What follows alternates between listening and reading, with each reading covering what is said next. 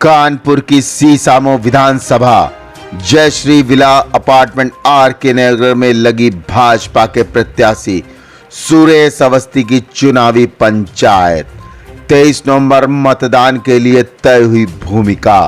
इस अवसर पर भाजपा नेता अजय यादव, कानपुर बार एसोसिएशन के अध्यक्ष इंदिवर वाजपेयी, दुर्गा सेना की प्रीति शर्मा, महंत हरिओम शुक्ला, युवा भाजपा नेता अर्पित पांडे, विशाल शर्मा ने रखे अपने विचार।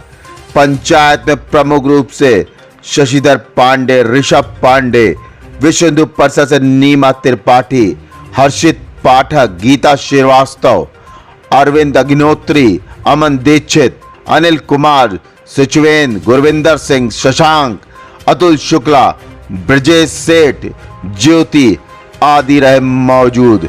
कानपुर से doctor Krishna Tripathi, bureau chief की रिपोर्ट। नहीं करूंगा, हमें सिर्फ इतना करना है कि हम जहां पर रहते हैं अपने घर के आगे पीछे हम लोगों को वोट निकलवा के वोट डलवाने का काम करना रहेगा। उपचुनाव चरम सीमा पर है। आज हम मौजूद हैं सीसामो विधानसभा में, जहां पर भारतीय जनता पार्टी के प्रत्याशी सुरेश अवस्थी अपना भाग्य आजमा रहे हैं और क्षेत्रीय लोगों का ये कहना है कि भारतीय जनता पार्टी का प्रत्याशी इस बार इस उपचुनाव में विजयी होगा।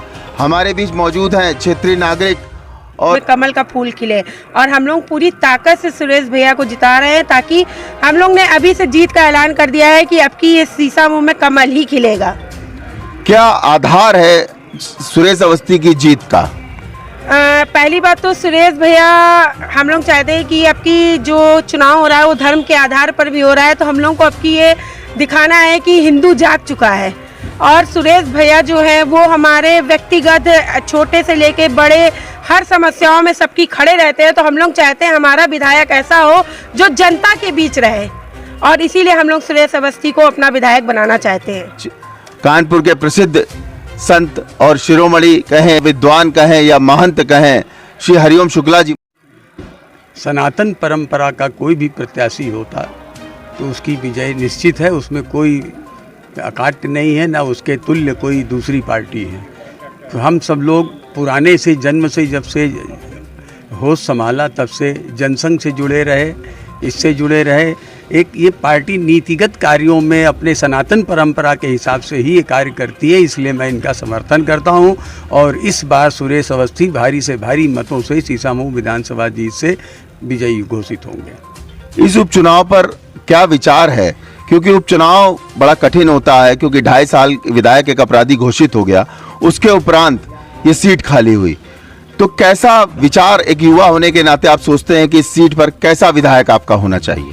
हमारे लिए एक युवा विधायक होना चाहिए जो संघर्ष करे, हिंदुत्व के लिए बात करे, हिंदुत्व को जगाए, और हम लोग हिंदुत्व के साथ हैं, इसलिए हम लोग सुरेश अवस्थी के साथ हैं। कानपुर की जानी मानी गीता जी मौजूद हैं। क्या विचार है महिलाओं के लिए, क्योंकि राम कथा में बहुत सारे प्रसंग आते हैं, चर्चा होती है, परिचर्चा होती है, तो आप क्या सोचती हैं कि आपका विधायक कैसा हो?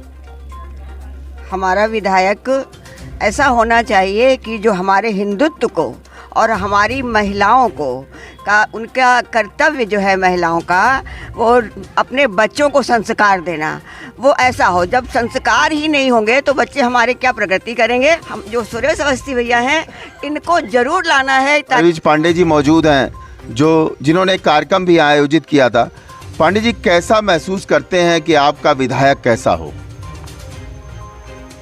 सुरेश अवस्थी जी जैसे व्यक्ति मिलना हम लोगों की सौभाग्य की बात है, और हम सब लोग ये चाहते हैं कि इस बार भारी से भारी मतों से इनको विजयी बनाएं। इनसे अच्छा व्यक्ति कोई मिल नहीं सकता है। विधानसभा की स्थिति किसी से छिपी हुई नहीं है, और सब लोग ये जानते हैं कि इस विधानसभा की स्थिति क्या है।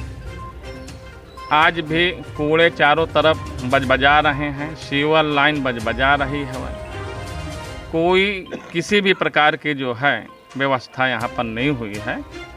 तो इसलिए अगर ये लोग नहीं समझ रहे हैं तो इनको समझाने की आवश्यकता भी नहीं है। और आप क्या महसूस करते हैं कि जो पूर्व विधायक रहा वो अपराधी घोषित होने के बाद इस क्षेत्र में उपचुनाव घोषित हुआ। इस उपचुनाव की पूरी रूपरेखा, वास्तविक रूपरेखा क्या समझ में आती है आपको? ये तो सब किसी से छिपी नहीं है, सब लोग जानते हैं कि उनका जो है पूरा इतिहास क्या है।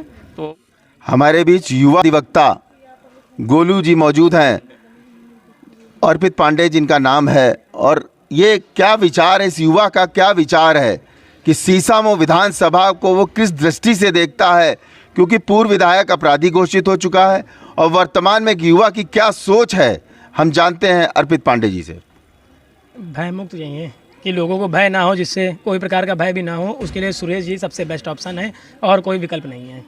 पहले वाले में बहुत भय रहता था, कहीं लड़ाई दंगा हर जगह कहीं ना कहीं, इस सरकार में ऐसा नहीं है, इसलिए सुरेश जी को मौका दिया जाए सभी लोगों से। इस विधानसभा का जो वोटर है 2,69,770 वोटर है यहाँ पर, जिसमें 1,10,000 मुस्लिम है, बाकी अदर्स हैं, यानी कि 42% मुसलमान हो गया और 58% हिंदू हो गया।